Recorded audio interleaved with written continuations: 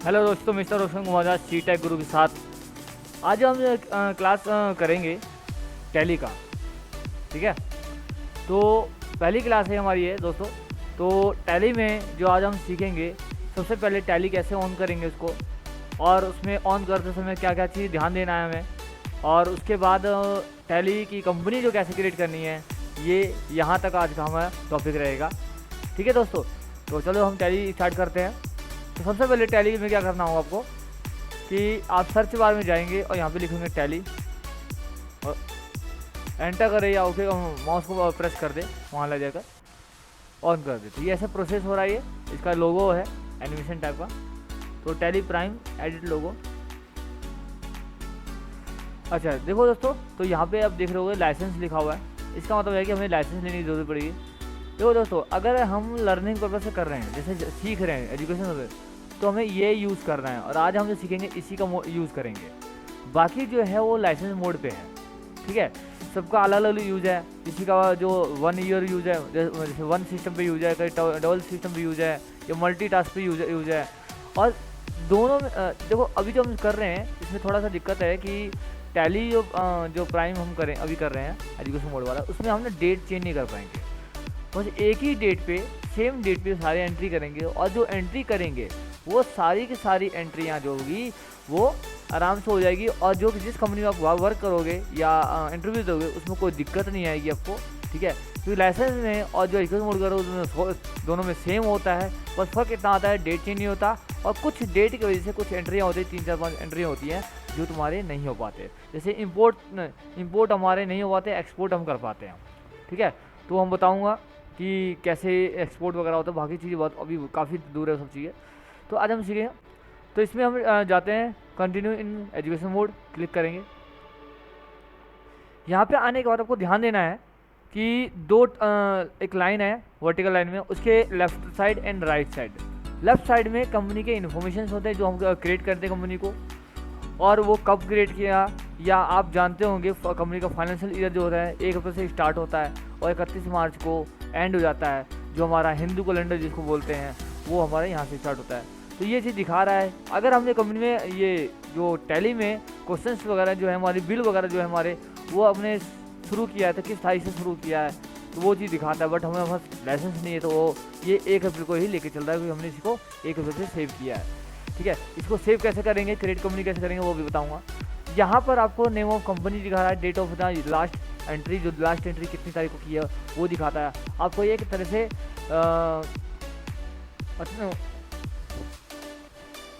आपको एक तरह से ये एक तैयार कर देता है कि ये डेट कि भाई अगली एंट्री में पिछली एंट्री कहाँ तक की थी और अगली एंट्री कहाँ से हमें करनी है, या अगला बिल कौन सी तारीख से बना था, बनेगा, और पिछला बिल कौन सा था।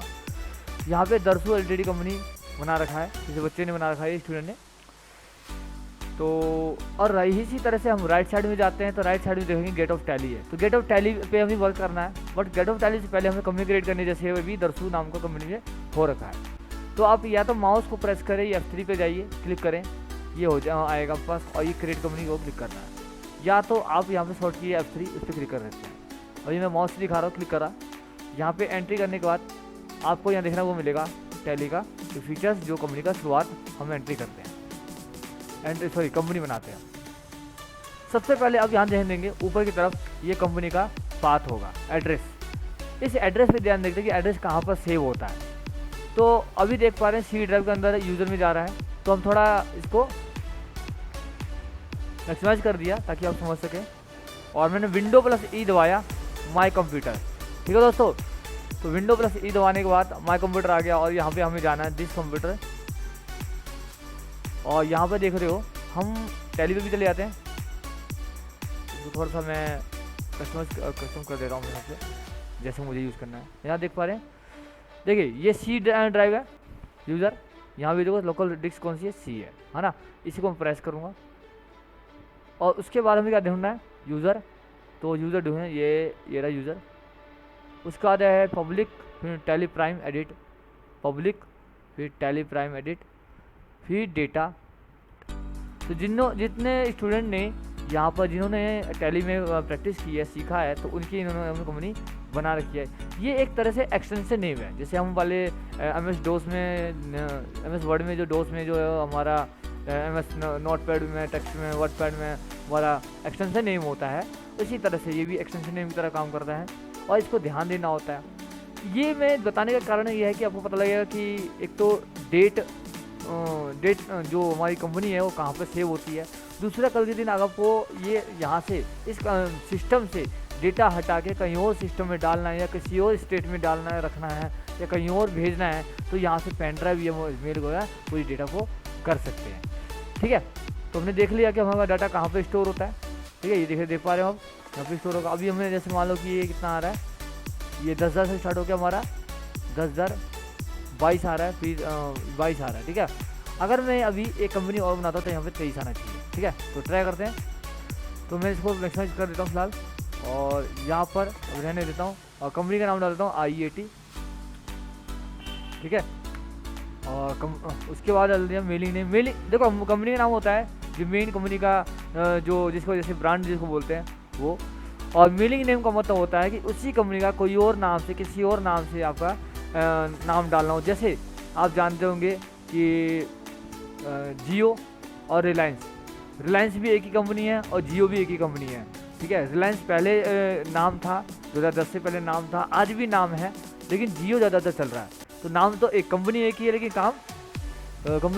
काम जो नाम है वो दो अलग अलग हैं। ठीक है, इस तरह से कई लोग अपने कंपनी का नाम से रखते हैं, कोई अपने घर के किसी देवता वगैरह के नाम से रख देते हैं। इस तरह से मेलिंग नहीं होता ताकि आपका यूज हो सके, मतलब डाटा मिल जाए। ठीक है, एड्रेस का मतलब होता है कंपनी का एड्रेस अगर डाल रहे हो, जैसे मैंने लिखा कि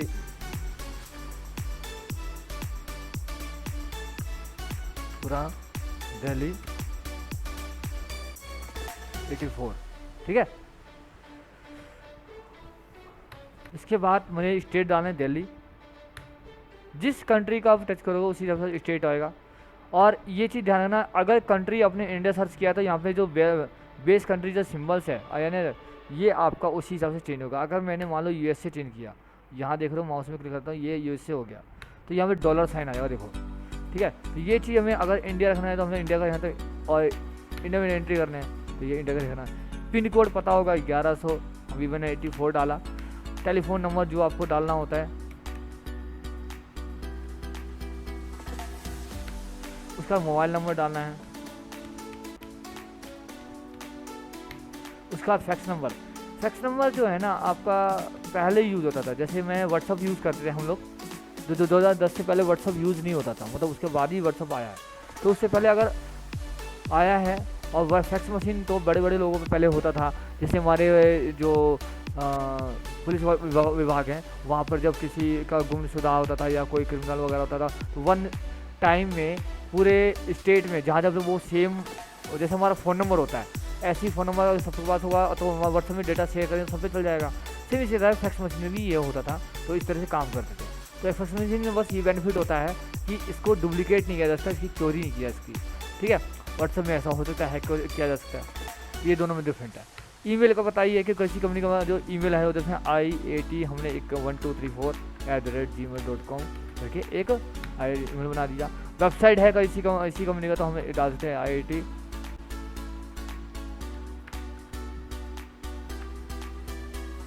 digital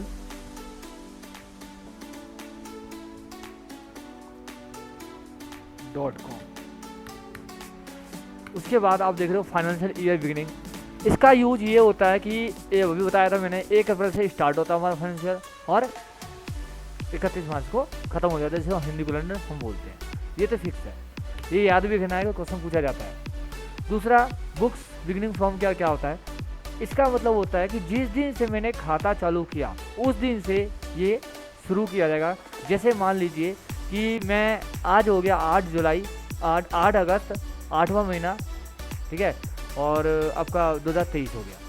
ठीक है, तो ये क्या हो गया, आज अगर मेरे को बैंक में जाके खाता खुलाना है तो आज से ही बैंक वाले मेरे नाम का खाता खोलेंगे, मैं पैसे जमा करूँगा, निकालूंगा वगैरह करूँगा, जो भी करूँगा वो आज से होगी। फिर 31 मार्च 2024 को ये मेरा क्लोज करके फिर 1 अप्रैल से नया स्टार्ट कर देंगे। ठीक है, ये बिजनेस, ये बैंक का या कंपनी बिजनेस का जो है सिस्टम होता है, ठीक है। तो यहाँ पर वो डेट डाला था जो हमें शुरुआत क्या होता है। उसके बाद हम इसको एंटर करेंगे और ये सिंबल में चेंज नहीं करना क्योंकि हमारा इंडिया का है। और यहाँ पे जैसे हम येस करेंगे ना, तो अगर कंट्रोल ए से भी कर सकते हैं बट कंट्रोल से कर नहीं सकते क्योंकि अभी सारी चीज़ भरना था। और हमें एंटर करना है, एंटर करने से हमें डाटा सेव हो जाता है। और यह करने के बाद आप देखोगे प्रोसेस लेगा, ये हो चुका।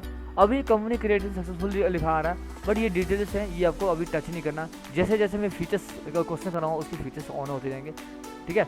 तो अभी ये कंफ्यूज नहीं होना, इसलिए इसको इसके बटन जो हमारे कीबोर्ड में लेफ्ट साइड में टॉप पे होता है, इसके अपने ESC होता है ना, क्लिक करेंगे उसे, ये बाहर आ जाएंगे आप बिल्कुल। तो आप देखोगे लेफ्ट साइड में टॉप पर IIT कंपनी का नो वाउचर, मैंने कोई एंट्री नहीं की, तो ये आपकी कंपनी बन चुकी है। तो दोस्तों इस तरह से हम कंपनी क्रिएट करते हैं।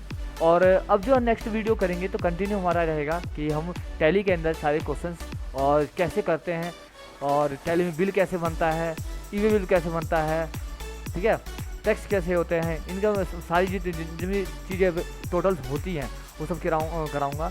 और जो अपडेट्स होंगी वो भी आपको मिल जाएगी। तो ठीक है दोस्तों, तो अगर वीडियो अच्छी लगी हो तो शेयर करना। आगे मैं इस वीडियो को कंटिन्यू करना चाहता हूँ, तो आपको अगर अच्छा लगेगा तो कमेंट करने पे पता लगेगा कि हाँ मैं आगे कंटिन्यू करूँ। और इसे शेयर करना और सब्सक्राइब करना, बेल आइकन प्रेस करना। सीटेक गुरु चैनल पता ही है आपको, ठीक है। थैंक यू दोस्तों, फिर मिलेंगे।